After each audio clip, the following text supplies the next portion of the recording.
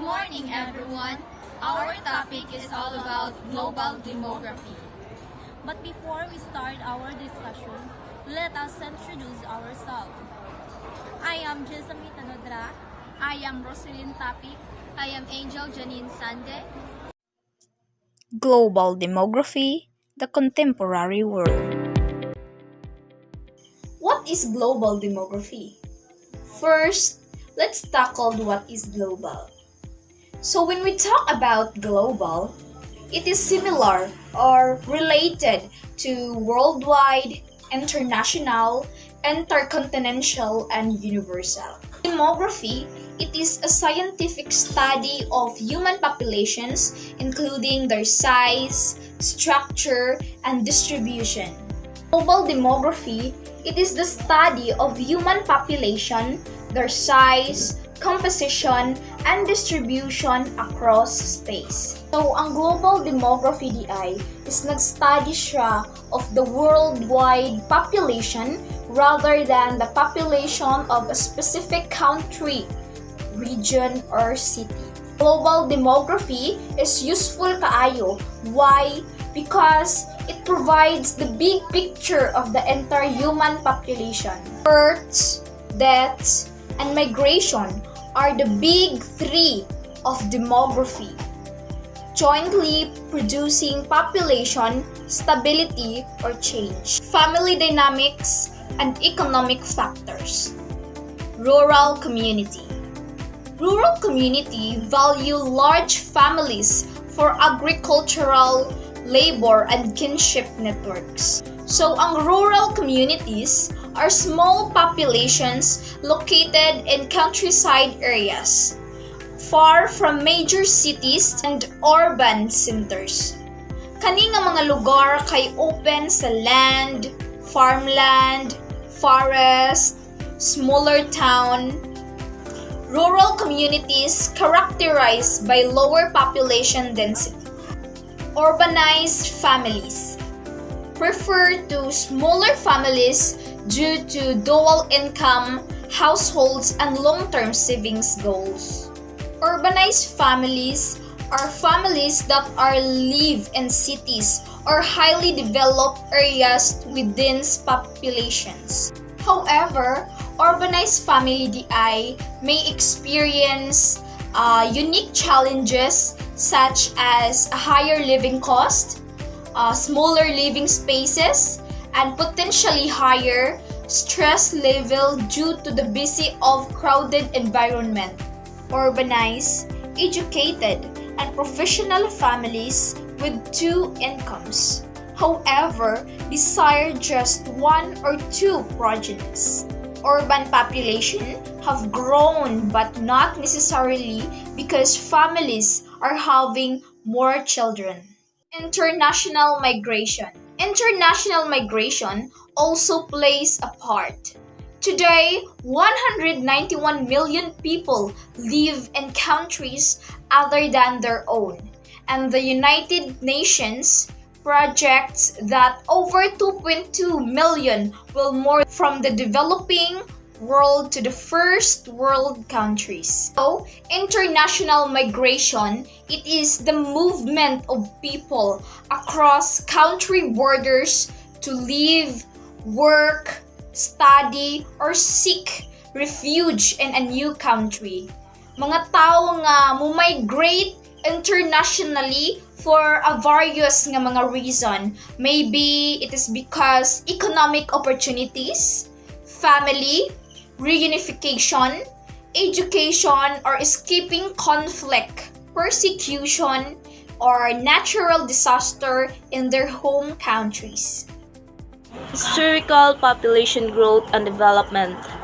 High population growth in developing countries, particularly in agricultural regions, urbanized driven by migration for work opportunities in cities. International migration plays a significant role in both developed and developing. And global agricultural population has declined. In 2011, it is accounted for over 37% of the total world population compared to the statistic in 1980.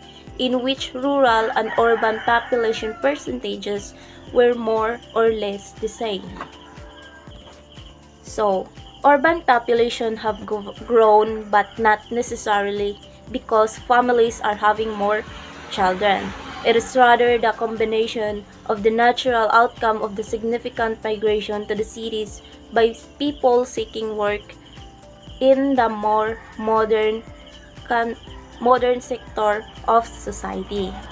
International migration also plays a part. Today, 191 million people live in 2 point in other countries rather than their own.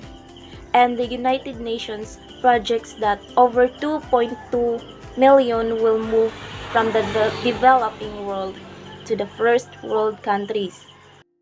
The perils of the overpopulation concerns and controversies. Neo-Malthusian theory. Overpopulation leads to resource depletion and economic crisis. Concerns about food security and environmental impact. Counter-arguments.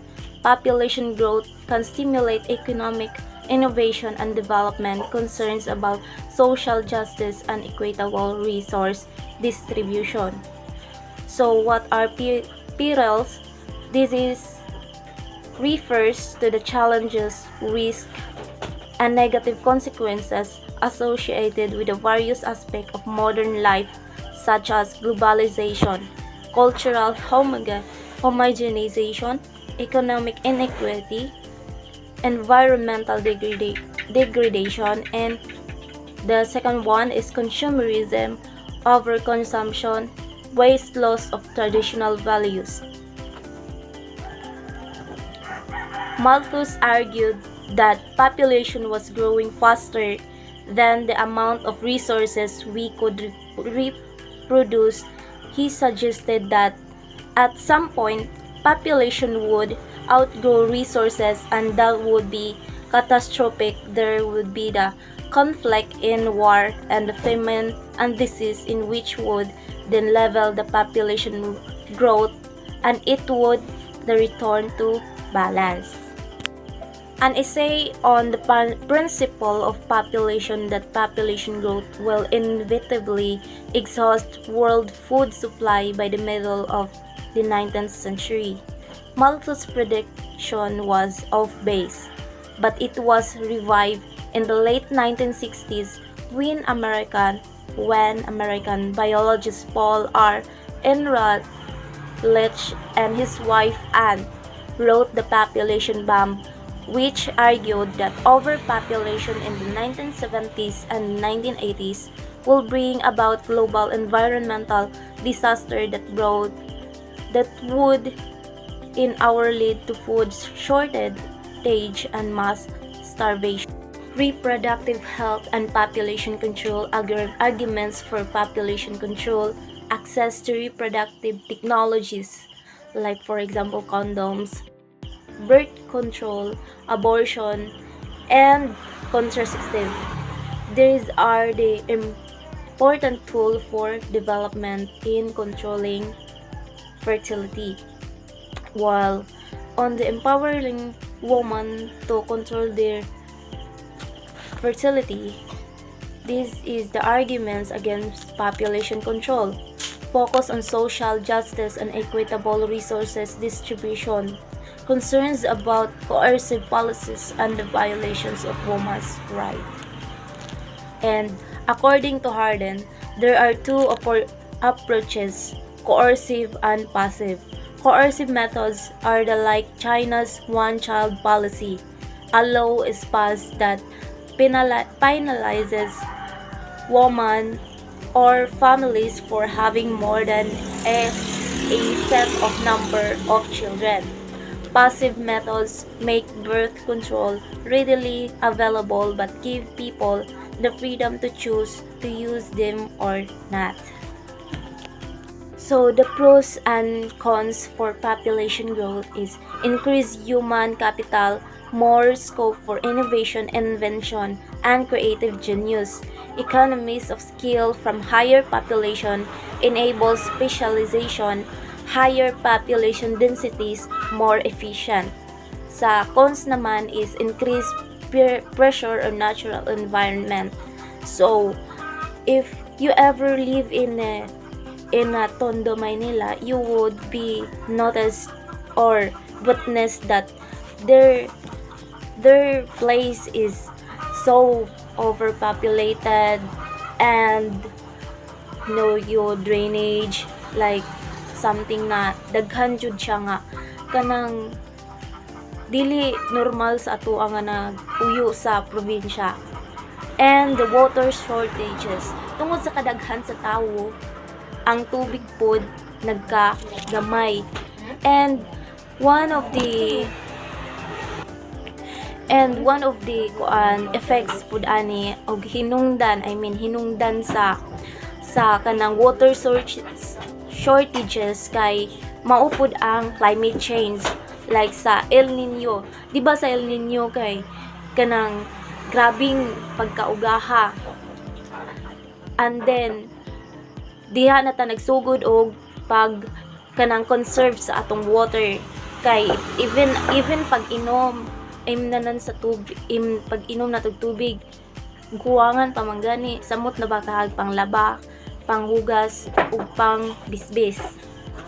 So mo to yung main reason po disadvantages sa population growth. I have here na po sa increases population. Sa increased pollution di ay kay kuan diri ang katong mga gaseous like mga sa mga vehicular, motorcycle, tricycle, mga inana, kuan makaproduce man na siya og kanang mga aso, makapagawas siyag aso. And then kanang aso asa man na mapunta, sa air lang gyapon. And kanang aso maka-affect sa dili lang kasi sa tawo kundi apil na sa environment nato. And exacerbates global warming. So kaning global warming is definitely kuan jud na siya kanang natural resources. No, it's the kanang tungod po ni sa binuhatan sa mga tao, like the more waste na ilahang gipang pataka og labay, the more ang global warming sad kay nagka usab-usab, like sa sauna dali ra nimo ma-identify ang weather if kanang makakita ka sa clouds sa kalangitan nga kanang kuan di ay kanang nakakita nga na dag-umon, and then later on muulan day sa siya. But then if you compare sa karon na years kay nag-init, but then igtaod-taod mo kalit lang siya uwan, dili ta makabaw nga kanang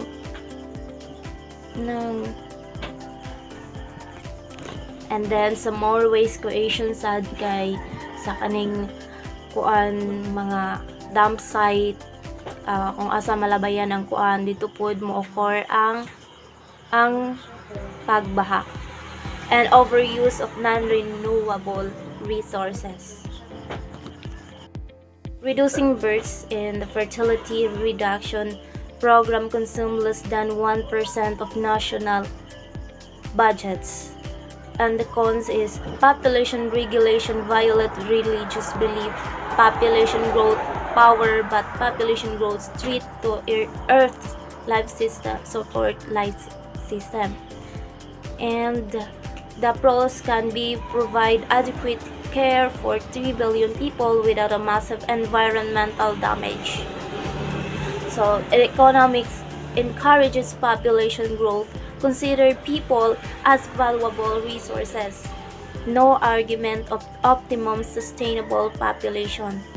So what should people do? Have freedom to produce as many offspring as desire, or well, more offspring reduce quality of other people's lives. Overpopulated planet.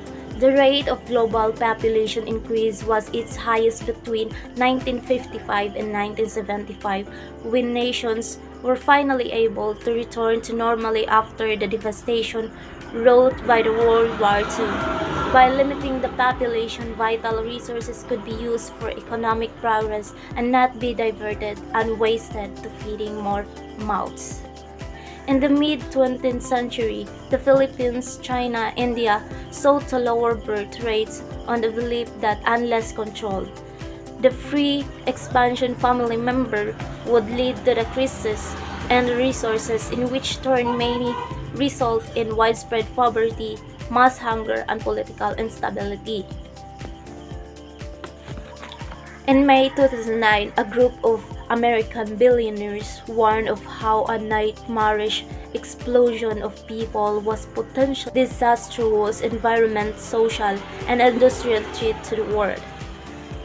And finally, the politics determine these birth control programs developed countries justify their support for full population control in developing countries by depicting the latter as conservative societies. So, demography again gives you the tools and analytical perspective to understand the world around you. It gives you the equipment to solve problems not only of your community but of the world in general, and it also gives you the means to intervene more wisely and effectively in the real world, to improve not only your well-being but also that the others with the said. The study of demography is an essential area of the focus when we look at the globalization as a whole. It's the economy, not the babies. The use of population control to prevent economic crisis has its critics. For example, Betsy Hartman disagrees with the advantages of neo-Malthusian theory and accused governments of using population control as a substitute for social justice and much-needed reforms such land distribution, employment creation, provision of mass education and healthcare, and emancipation. So it argues against using population control like limiting birth to solve economic problems. It says that instead of focusing on controlling how many babies are born, government should address the real issues causing economic hardships.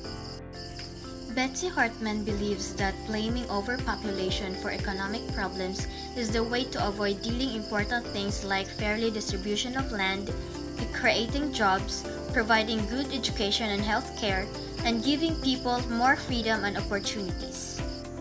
It also points out that countries with growing economies often make changes to their laws about reproduction and abortion, suggesting a link between economic success and how countries view family planning. In short, it's suggesting that economic improvements, not population control, are the real key to solving economic problems. This serial correlation between fertility, family, and fortune has motivated countries with growing economies to introduce or strengthen their reproductive health laws, including abortion. Example: countries that are getting richer or having more fortune are also changing their laws about having babies and how family works. So it means that there's a strong connection between how many kids people have, how family are structured, and how wealthy a country is. Because of this connection, countries with growing economies are making changes to their laws about reproduction, including things like abortion.